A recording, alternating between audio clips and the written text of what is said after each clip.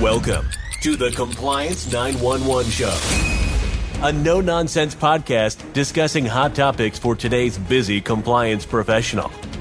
It's everything you wanted to know about regulatory compliance, but we're afraid to ask. And now, here are your hosts, Dean Stockford of M&M Consulting and Len Suzio of GeoData Vision.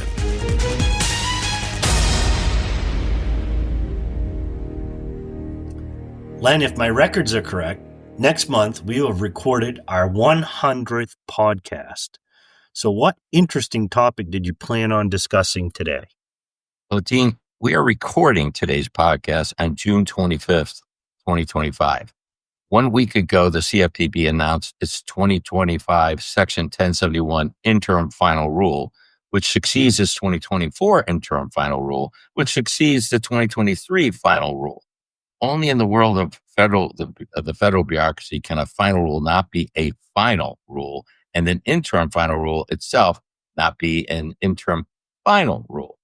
But be that as it may, I thought it would be an appropriate topic today, especially in light of the Bureau's announcement that it will accept comments about the new 2025 interim Section 1071 rule if received on or before July 18th. So time is of the essence.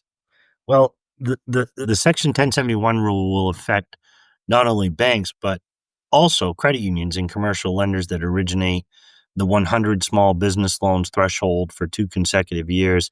And it's been estimated that Section 1071 will affect about 2,000 or so, or greater than 2,000 lenders. So the rule's impact is widespread and far-reaching, and I'm certain this podcast may spark the interest of many lenders who are not subject to the federal CRA, which is at this time is limited to only just banks. Well, I agree with you, Dean, and this is going to be a much more complex topic than usual because the 2023 CRA rule also will be repealed, and an NPR related to that rule is expected to be issued shortly. But as of today's recording, that NPR has not been published. Making things even more complicated is the fact that the loan data collected under Section 1071 is intended to eventually replace the loan data reported under the Community Reinvestment Act. But let's proceed to address 2 important issues raised by the Section 1071 interim notice of rule.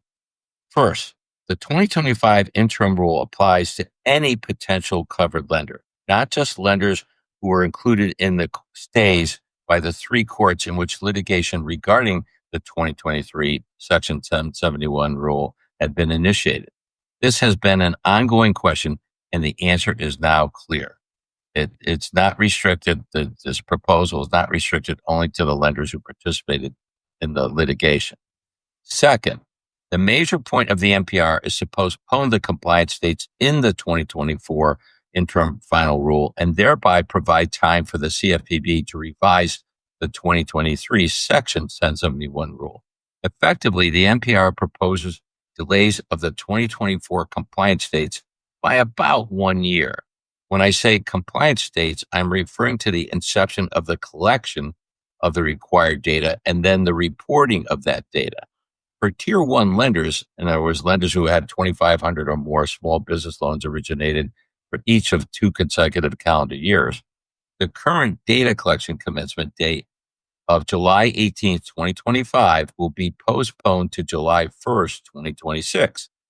Note that not only is the date postponed, but the new compliance dates all begin at the first of a month, not in the middle of a calendar month as required in the 2024 interim final rule.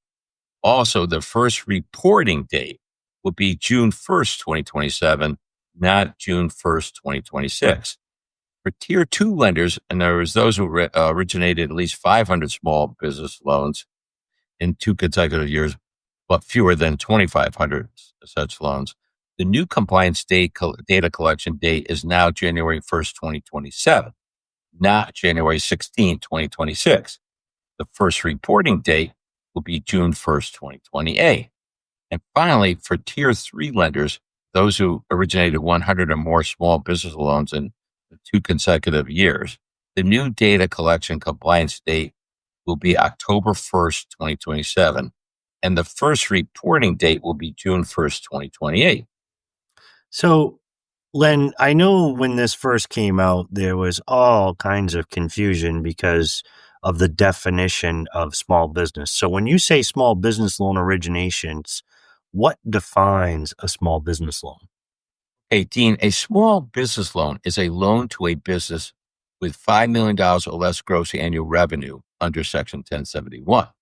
This is substantially different from the current CRA definition, which includes loans of $1 million or less without regard to the size of the business borrower measured by gross annual revenue.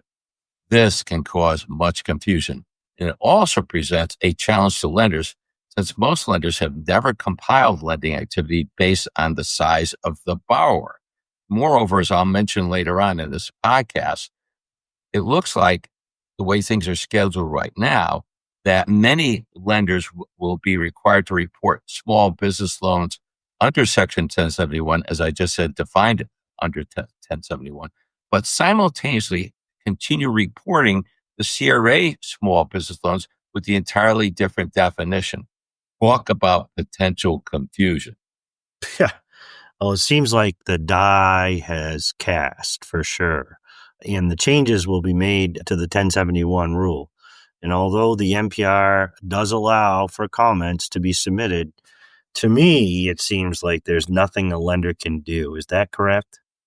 Well, I can understand that as a natural reaction, but I would suggest that lenders should submit comments about several concerns in the specifics of the proposed 2025 Interim Final Rule regarding Section 1071. In addition, it may be a good time to make some suggestions for the Bureau to consider as it formulates a new NPR for Section 1071 to be published sometime later.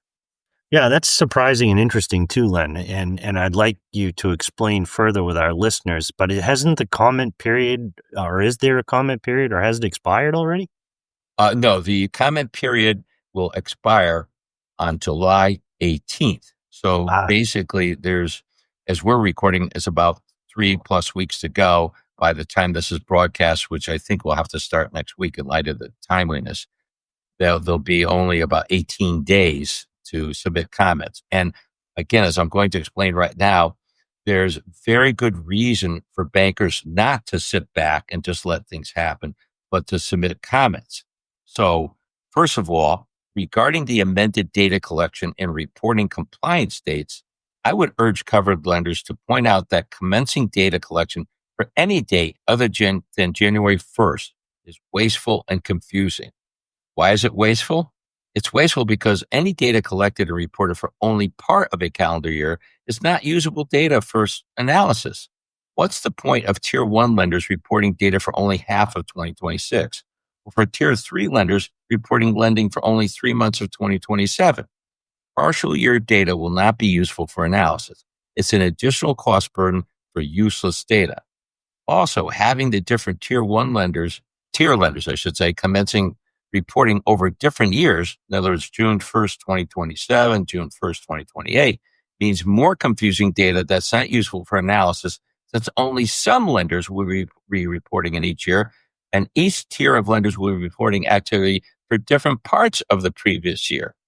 On June 1st, 2028, the first reporting date in which all three tiers will report activity, Tiers 1 and 2 will be reporting lending activity for the entire 2027 year. But Tier 3, the tier with the most covered lenders, will report only 3 months of lending activity for 2027.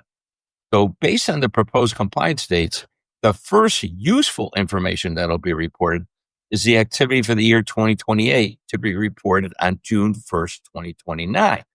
jeez. Now, keep in mind that until the Section 1071 data is universally reported and useful, banks subject to the 2023 CRA rule or the legacy rule will be required to collect, quote, small business loans as defined in that rule, which is radically different from the Section 1071 definition of loans to small business as just mentioned a few minutes ago. This could be a source of much more confusion. It should be suggested to the Bureau that uniform data collection and data reporting dates when they commence should be applied to all covered lenders and that only full year data be reported. Based on the time frame in the NPR, it looks like data collection should commence for all covered lenders on January 1st, 2028, and data reporting to be submitted on June 1st, 2029. That would save a lot of costs for useless data and would make reported data useful as soon as it is first reported. This data collection and reporting schedule should be matched by a concomitant repeal of the small business lending data collected and reported under the CRA rule. This will avoid the additional work and costs and potential confusion caused by the simultaneous reporting of two different small business loan definitions under the Section 1071 rule and the CRA rule. Wow, this is very eye-opening, and I want to say perhaps a little confusing at the same time when we're bouncing between the definitions and the two rules between 1071 and CRA, not to mention the fact that we have a potential repeal under CRA, and then, of course, this new NPR under 1071, and everybody thinking about what we just came off from over the last few years, getting ready for 1071 and CRA. So it's a little crazy. But do you have any more suggestions for our listeners as far as, submitting comments to the NPR? Yes, although at the very least, I think lenders, particularly potential covered lenders under Section 1071, should primarily focus on the reporting dates and the data collection dates. I suggest that their comments go beyond that. It might be a good idea to submit comments related to the entirety of the 2023 Section 1071 rule. For example, one of the big objections to the 2023 rule was that the Bureau exceeded its statutory authority when it expanded the 13 statutory data points to 81 data points.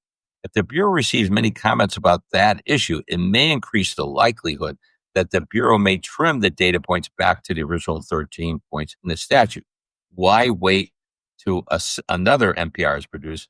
Let's try to influence what the regulators put in the eventual revised 2023 CRA rule.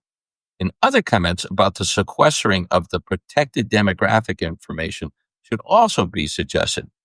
That information is not available to the credit decision makers. It makes it more difficult to analyze, understand, and correct patterns of lending bias. The HMDA data does not require the isolation of demographic data for residential mortgage borrowers from lenders. So why should the Section 1071 data, protected demographic data, be treated any differently?